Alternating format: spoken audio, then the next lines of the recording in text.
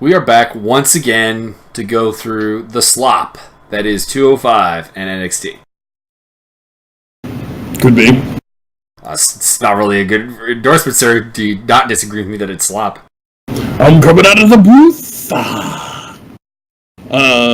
Yeah, it wasn't the best thing in the world. I'm not gonna lie. Please ignore the Facebook pings in the background. There is a political debate going on my Facebook. Well, you can close Facebook. I could, but I'm not going to. Pay attention to me and be a professional. I am paying attention. I didn't say I was reading it. I said it's just open. Oh, you're killing us. And one just went off. We just lost 9 subscribers. That would involve us having 9 subscribers. We have negative unsubscribing right now. Alright, so we had 205 Live with NXT. This is obviously the shows from this week, August 15th and 16th, respectively. And just general thoughts. I was kind of indifferent on both shows, to be honest. Yeah, there's a lot of supposed hype and supposed go-home shows and send-off matches or set-up matches for other things. And, none of them really did anything or worked in any way. And if we could go right into... Because I can't point to one that was really good. I mean, Grand Metalik was awesome. That's kind of it. I got some things I'm going to be kind of high on, but let's start off. We got Cedric Alexander and Grand Metalik versus Tony Nese and Drew Gulak. Clock. What did you think of this particular affair? Grand Metalik was awesome. Everybody else was alright. Gulak's doing really good on the mic. Yeah, I really like the mini promo. Tony Nese is absolutely a show-off. But he's a show-off for all the right reasons. So, that got me going. So that's 205 Live. Moving on. Hey. There's more to it than that. As for the match, Grand Metalik had 2 really good moments. He had a nice rope block moonsault and a top rope hurricanrana, which were really good. The match was pretty decent. Tony Nese is getting more comfortable in there, getting more able to work the crowd like a heel should. Able to do a little bit more, so that's that's a big positive, because I think Tony Nese's development will only help that show, because they desperately need more heels. Correct. And then we had Brian Kendrick versus Mustafa Ali. This match was good when it was a match, but a lot of it was spent with Kendrick looking over his shoulder waiting for the Jack Gallagher attack, which was less than awesome. Yeah. Because that basically reduced Ali to yelling, focus on me! I'm like, no, dude, just take the win. Yeah, that was a little weird. I didn't understand the psychology. Is he supposed to be offended that the guy's not paying attention? I think your ass? I think the idea is that, well, originally when he was doing it, he was kicking Kendrick's ass, but yeah, then Kendrick started kicking his ass. Yeah. So he probably should have wanted Kendrick to continue to ignore him and think about Gallagher. Because, once again, Kendrick gets a win. It's a dirty win, but it's a win. Ignore me! The spot where they tried to get, Ali stuck in the ring steps doesn't really work, because you can just take your foot out of there. Just gonna say that. Although, I did like the using it to set up like a heel hook. That's kind of neat. Mm-hmm. So I'm down with that, but not so much as a way to incapacitate the opponent so he can't get back in. Yeah, it didn't really... if he was unconscious already, you can do that, and there's nothing that an unconscious person could do to prevent it. But the problem is, I think his foot would just fall out. It would be limp. I would use duct tape, because I am very handy. So, not huge on that. Well, there is tape under the ring, we know that. There you go. So not huge on that. Jack Gallagher comes out and assaults Kendrick, which leads to Kendrick having a bit of a weird promo backstage, talking about how he wants to challenge Jack to a duel. I didn't like that he was challenging him to a duel, but I do like Broken Kendrick. Broken Kendrick's pretty good. I do like that. I do like scared out of his jocks Kendrick. Yeah. He was dropping his words and didn't have everything all together. He did a really good job, but That's the first time I can say anything positive about a Kendrick promo for 6 months. Kinda, which is a shame because he is actually a very solid promo. They just really haven't given him much to work with, and it's kind of annoying. They've given him like the most asinine stuff. Well, you know what? Some of his promos with Kira Tozawa were actually pretty decent, but since then it's been dead, and this Gallagher feud has been not good. Although maybe it's starting to get good. Maybe we can hope for good things in the future. One can always hope. Then we had Arya Daivari versus Rich Swann. This is supposed to be TJP versus Rich Swann, but TJP was injured, according to Daivari, and we did get confirmation after the match. This was an interesting one because we started off with Rich Swann being like really, really show-off-ish, kind of in revenge of TJP's showboating, but he was doing it with side headlocks, which is weird. Very bizarre. Yeah. It was a whatever match. I really wasn't interested and didn't care, and then it ended, and then TJP came out, and that was interesting. Yeah, I mean, the ending here is TJP comes out to distract Rich Swann when he's going for a Phoenix Splash, and then Hammerlock Lariat for the win for Daivari.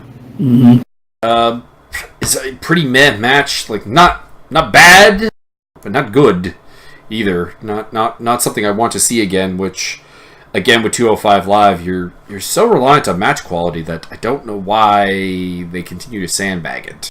Because a lot of these guys I've seen work elsewhere, and I know that they can, in fact, be better. They're just not allowed to be, I guess? I'm assuming that Vince just says, you're not allowed to wrestle anymore, you're in the big leagues, you gotta just do walking speed matches and do the same headlocks everybody else does. Like, the stupid thing about that is, we were talking about this when we were watching G1 Climax Day 4. New Japan tells better stories in the ring and overall than WWE, despite the fact that we can't understand the language. Yeah. Like, every feud involves a Japanese-speaking wrestler, because they don't generally do Gaijin feuds. Kind of if something comes with Tama Tonga and Kenny Omega, I guess that would be the exception. But every feud involves a Japanese-speaking wrestler, and as a result, we're at least missing half of it. I guess Roppongi Vice, Young Bucks. That ongoing. Yeah. That was Gaijin. But you had Rocky Romero, who's pretty ingrained in the Japanese culture, so there's a little bit of a foothold there. But I just mean that it was double English-speaking feud. Yeah. We don't generally get that. So one half of the feud we usually can't understand because they're talking Japanese, and our Japanese we'll use the term limited. And despite that, we still find ourselves more invested in the story because it's acted out so well in the ring. And 205 Live, I feel, really needs to be something like that because the writing of the stories is not good. Case in point, Kendrick Gallagher feud. And at the same time, we're not getting very good matches, which is a shame because, to a man, almost all of these guys are really good workers. A couple of them I didn't know before they came, so maybe this is all they can do. But, like, I've seen Drew Gulak before. I've seen a lot of Austin Aries before, no longer with the company, but still. We, of course, have seen tons of Neville/Pac. We have seen Akira Tozawa. We have seen Grand Metalik. We have seen Lindsay Dorado. Like, all of these people who, and in some cases, aren't even being used at all, which is just dumb. And, like, Dorado's only appearance today was, or for this week, was to be backstage talking about the Neville not having the title anymore. I can't remember the last time I saw Lindsay Dorado on TV. He had a match, but wasn't it like 2 months ago? No, it was relatively recently, but it was just a squash against Neville. Oh. So, I mean, not really using some very good talent, and the talent you are using, you're not really using all that effectively, in my opinion. Well, in case of point, Noam Dar would be another good example of, like, a guy who, if you watch his independent stuff, you know that he can wrestle, and he shows it, like, in spurts in matches, but he's not allowed to put a good match together. Yeah, I'm not a Noam Dar fan at all. As far as I know, I've never seen him wrestle on the Indies, so all I have to go on is his work in WWE.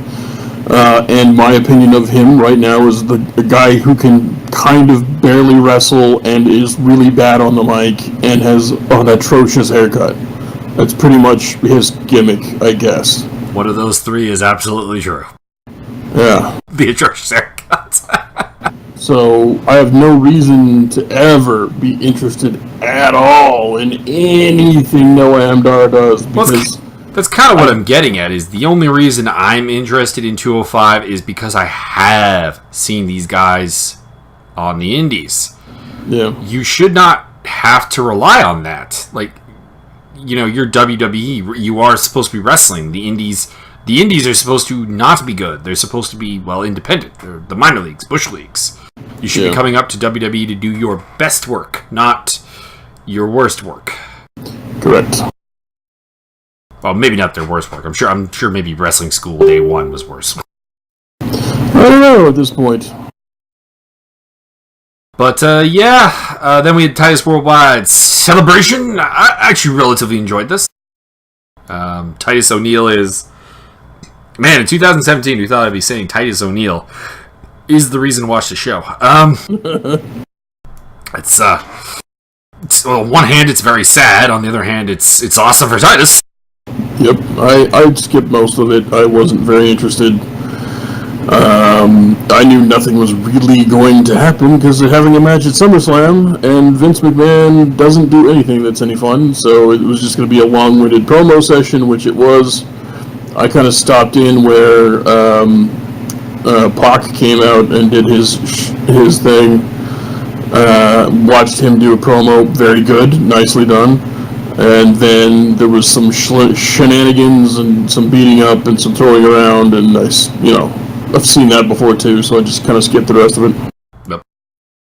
I actually enjoyed the promo work here by Tozawa and by Titus beforehand, but no, there's nothing here you're not expecting. It's basically Titus talking about, people thought my dream of starting out Titus Worldwide is a joke, but thanks to you, Kira Tozawa, both of our dreams are coming true. Yeah.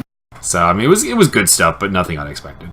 And yeah, we had Neville coming out to put up a countdown to how long Tozawa gets to keep his belt. And a little bit of a scuffle, and that's about it. Nothing really. Sets up the match for the pay-per-view. Reminds us that that's still happening despite the title change. So, mission accomplished. Mission accomplished. So let's roll on to NXT. NXT started out with the most Raw and SmackDown thing to do, I guess. A contract signing. Ugh. I assume you have no comments on this. I assume you skipped it.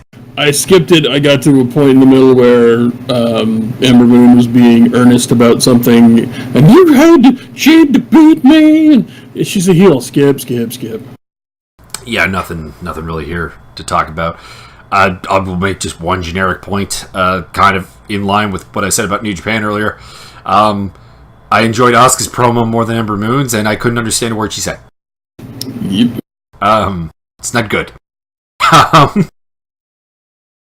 Then we had actually a bit of an interesting deal with William Regal telling a story about some girl who married Robert Plant. I actually want to see more of that.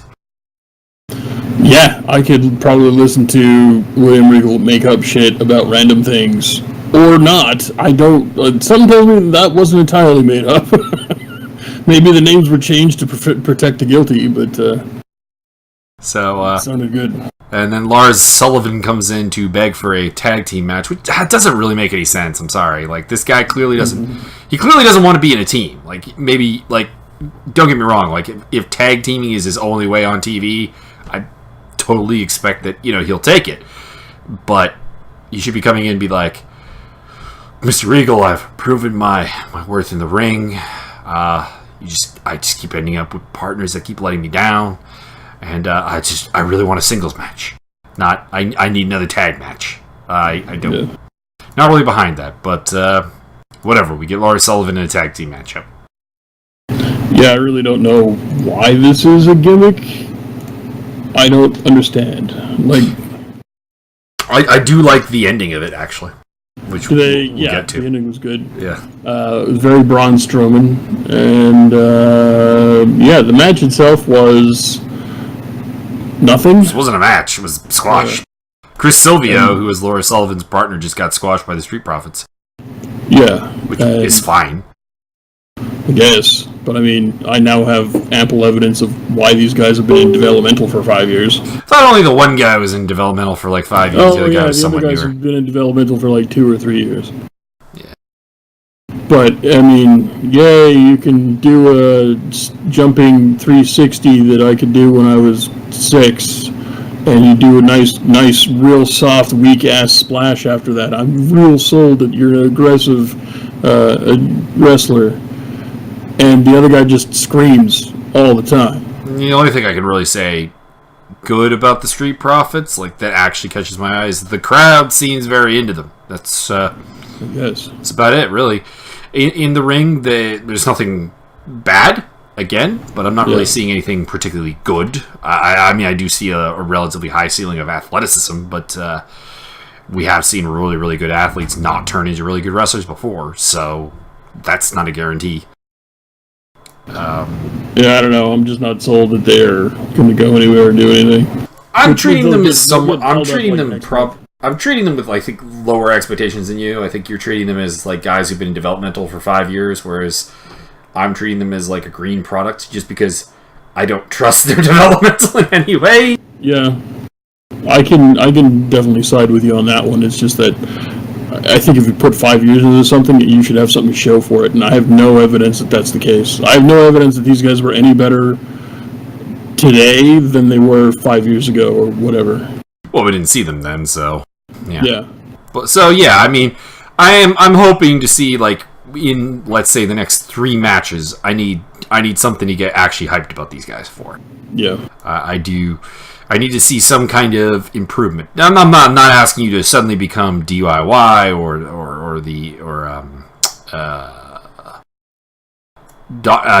Dawson and Wilder. I'm just, I need to see something become better in the near future. Yeah, something would be good, and not less flash, and show me something like really show me something real that I can actually observe and enjoy. The jumping 90, or jumping 6 mile an hour slow ass turn into a softy chest pat instead of a splash, not doing it for me. And I've seen people throw drop kicks. I've seen people do splashes. I've seen them do them in concert like these guys do, and I've seen them done better. And I'm not seeing anything here. That's just nothing. Yeah. I'm just taking this is like a new product, like I said. But in a couple of matches, I definitely need to see something if I'm to get excited about these guys. Yeah. Sullivan stares at Chris Silvio down in the ring, really angry, looks like he's going to beat him up. And then he steps out of the ring, and we think, he has a moment of humanity.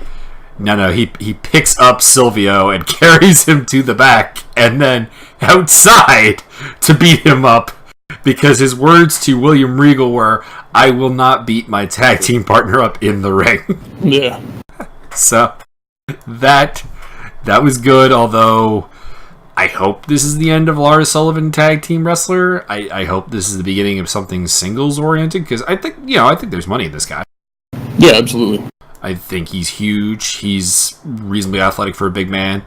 Brock Lesnar is apparently very big on him, which I don't feel that I see, but I'm willing to be shown it. Yeah, apparently he's just all kinds of powerful and very dedicated. So, and I've seen, like, here you go. In the few times I've seen Big Lars on screen, he has improved every single time. Maybe not this time specifically because he didn't do anything, but...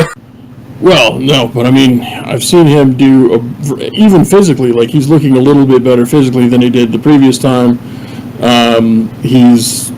He did a good promo. We didn't know he could do a good promo, but he did a good one. He did great solid character promo. Great character work. and then eventually just obliterated the dude, threw him in the garbage. Mm-hmm. Braun Strowman would be proud. So we're pretty damn thumbs up on Lars Sullivan. You're pretty thumbs down on the Street Profits. I'm kind of more thumbs in the middle on the Street Profits. And I have no opinion one way or the other on Chris Silvio. I have seen him before, but not enough to develop any kind of opinion. Yeah. And then we had Billie Kay versus Ruby Riott. Oh my god, this was fucking bad. This was fucking bad. With all of the A's and a couple of umlauts thrown in. God, Jesus. Okay. Just never put the moronic twosome in a ring again, because this was walking speed first day of practice, and it made Ruby Riott look fucking bad. And that's a shame. Every single time Ruby went to do a move, the chick, Billy Payton or whatever the fucking Royce McRoyce turned, I don't care which one it was, and I don't care if they're from Tasmania or Antarctica. These just never in the ring or on the mic ever again. Everything was 1/8 speed, and Ruby Riott pretty much had to pick this chick's foot up off the ground and hit herself in the face with it to get anything done. It was fucking bad. And then Ruby had to slow down everything she was doing so this chick could keep up. Was she drunk? Did she have an aneurysm and they put her in the ring anyway? What the hell was this? I don't have an explanation. Yeah, no, I'm largely in the same boat. The speed is not good. Billie Kay has some okay chain wrestling every once in a while. But, yeah, I don't really understand why she can't keep up at any kind of reasonable pace. Also, I mean, she's like the package of everything I hate in a female wrestler. Yeah. Character that doesn't make any sense, check. Annoying as heck, check. But not like annoying and I want to see her get her ass kicked. Like, not I will pay money to see... No, I don't want to deal with this woman. Check. Inability to work at any kind of decent pace. Check. Definitely there more because she's hot than because she's actually talented. Check. She's not that hot. The one thing I will give her is that her backstory, like, apparently started wrestling at 18, etc., seems to actually have some legitimate passion for the business. Okay, well... Which a lot of girls don't. If she started wrestling at 18, what is she, like 18 and a half now? Yeah, I'm not saying that that's necessarily even a redeeming fact. It's just a lot... She at least doesn't seem to be like the lingerie cattle models that they sometimes pick out and bring in. I mean, so we've got a vote for her personal character, that's good, but... Jesus, why? Why was I subjected to this on a televised NXT event? I don't know. I don't really know. Nothing else for Ruby to do, I guess. Which, I mean, I guess the problem is a lot of the girls I would say are good are tied up in the Mae Young Classic. Please, God, sign them all. Because you need them. I haven't seen very many of these Mae Young Classic matches. I saw a couple of the qualifiers a couple of weeks ago, and those were bad. Well, no, it's more... I don't know why they showed the ones they did. I honestly have no idea, because, like, when I was watching, like, all the girls... You know, they did the Parade of Champions thing with, like, here are all the girls that are in the Mae Young Classic. And I'm like, ooh, Candice LeRae. Ooh, Mercedes Martinez. Ooh, Stormy Daniels. Or not Stormy Daniels. Stormy something. I can't remember. It's an Australian chick. Shayna Baszler. Not necessarily a good wrestling thing, but, you know, an MMA girl.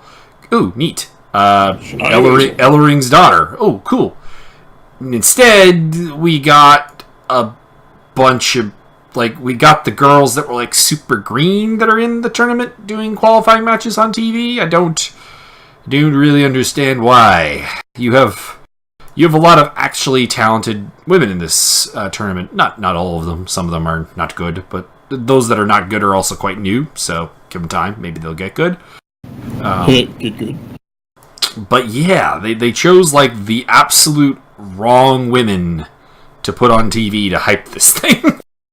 Well, they put the quasi-MMA fighter Tongan chick that was not good at wrestling, so well, why she's not in the classic. Well, yeah, she fucking lost. That wasn't even a qualifier, though. That was just against Ember Moon. That was just squash for Ember Moon. Oh, right. Yeah, that wasn't a qualifier. I forgot. My mistake. And none of the actual NXT girls are in the Mae Young Classic. They're all they're all people who were not with the company. Yeah, it's just, shall we say, disappointing.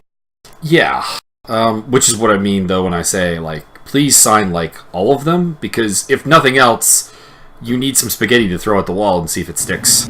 Oh, yeah. Because Billie Kay, no. Peyton Royce, even worse than Billie Kay. You have, Sonya Deville, who is not good. Ember Moon, who has some potential, but is sloppy as all heck. Your NXT women's division it's effectively 3 women. It's Asuka, Nikki Cross, and Ruby Riott. That's it. Yep. And there's not really anything in addition to that. So you need some bodies to at least see if they can do something.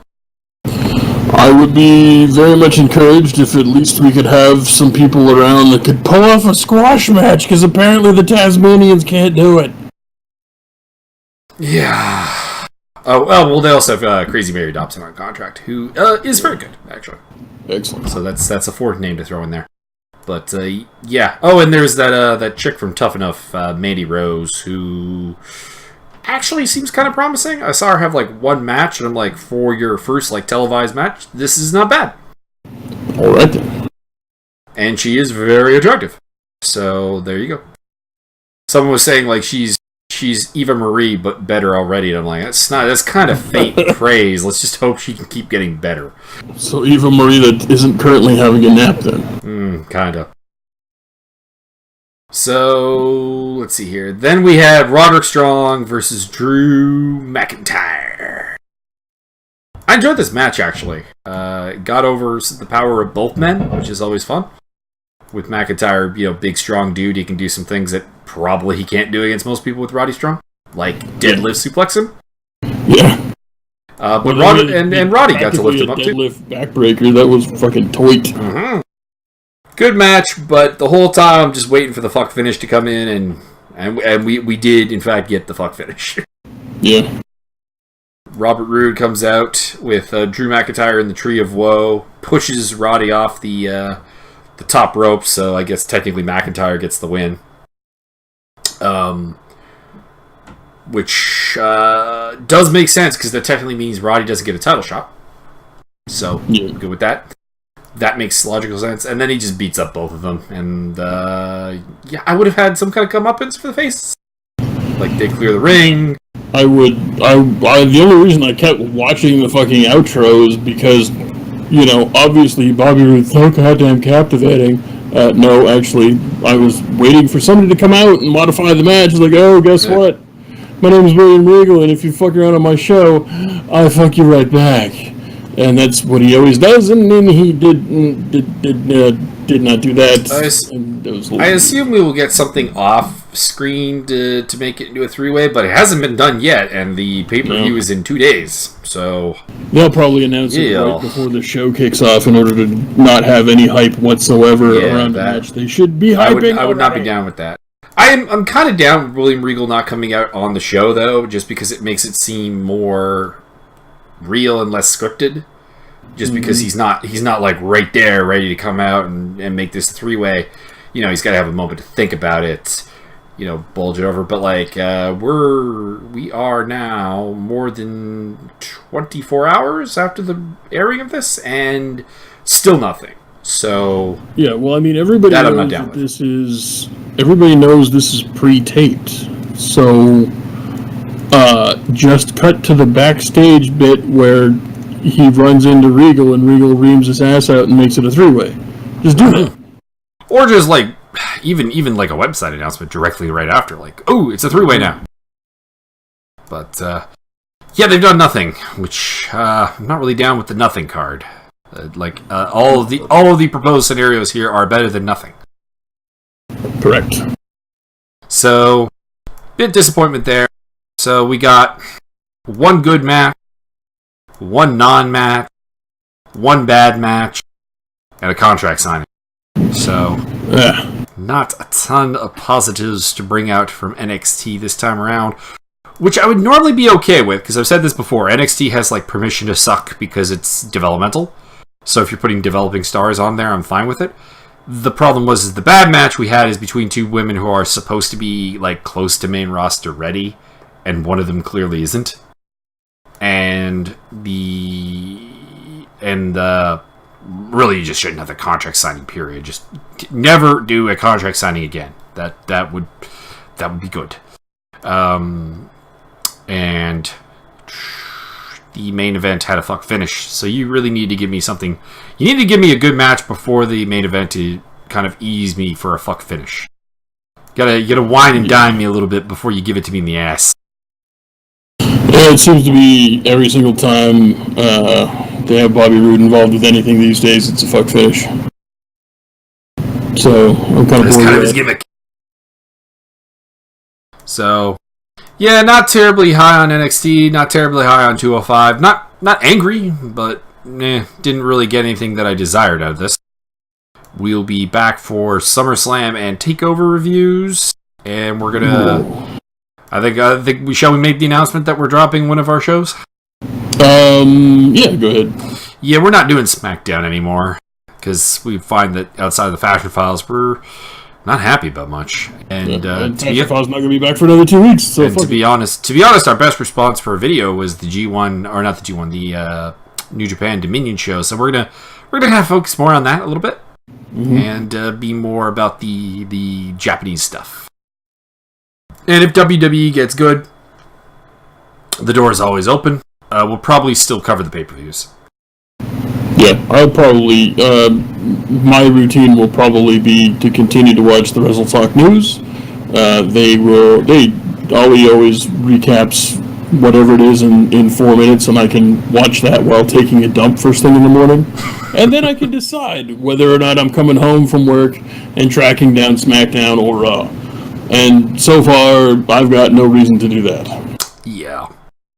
We'll keep up with the NXT and 205 stuff, although 205 is getting in danger of me moving for us to drop it as well.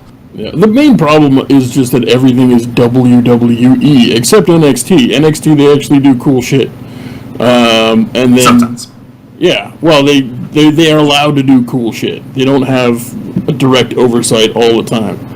So, that's enjoyable.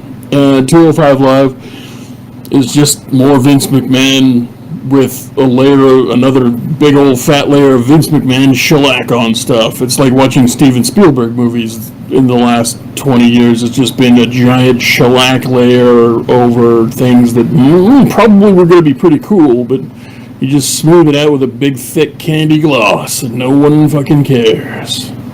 And it's almost, I didn't know this, but it's getting to be almost 10 years for them being a PG-rated product. It's time to move on. The PG audience that you hooked or tried to hook is now 10 years older, which means they're probably going to go watch New Japan or PWG or Lucha Underground or nothing. Or ROH or maybe even Impact because they don't do stuff like that. Yeah, the thing with we've talked about this before. The match quality in WWE should be at an all-time high. You have your best working roster ever, and it's not.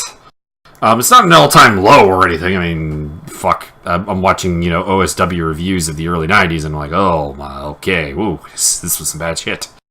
But it's not as good as it should be. It's not as good as what we can find elsewhere. It's like I said, like we were talking about before with New Japan. It's like, what does WWE do better than New Japan? Production packages. Yeah, hype packages. Even that's not true because the hype packages at the front end of a New Japan show are amazing. I would still say WWE's are a little bit better, but that's just a budget thing. Like, you have more money, it should be better. I would assume so, yeah. But, yeah, there's not really a lot redempting about WWE right now. And people sometimes ask me, why do you think WWE should cater to you? I'm like, I don't. I feel that, however, WWE is clearly leaving money on the table. Yeah, there is money to be made that they are not making by not catering to a degree to people like me. And I'm not saying go back to Attitude Era where like kids can't watch or whatever, parents are going to... No. You can keep it kid friendly and give me some good stuff. Yeah, or you know what? Do both. You know what they could do is they could have ECW, real ECW. They could put Heyman in charge of. At this point, I wouldn't want that. The amount of head trauma. Shut up. They could put Heyman in charge of a real ECW and give him whatever budget. You don't have to give him a big budget. Lord knows he did enough on a small budget before. But you could do that. You could put it on the network. You could do just tape shows like NXT. You don't have to have live whatever. Tape it, put it on the network, mark it mature, make sure that you have an age filter on your thing. Therefore, people of our age could watch an ECW-esque or PWG-esque or New Japan-esque something.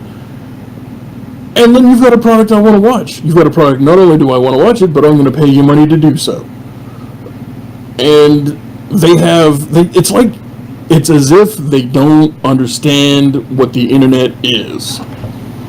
And you can do anything you want on the internet. So, why not get creative? I would draw the line at going full ECW because of the head trauma. But yeah, whatever. Definitely something more wrestling oriented. I would wholeheartedly agree, and I just don't understand. I don't understand how they don't understand. That's my problem. When you say they, you mean Vince. Essentially, Vince and his two cancerous grapefruits. Yeah, it's pretty puzzling that they don't want money. Like, I'm quite willing to pay money for wrestling. You're just not really giving me much of a reason to do so. Correct. Anyways, that's all for today. And hope you enjoyed our ranting. And hope you'll come back for more. Get out. Now get off of his lawn.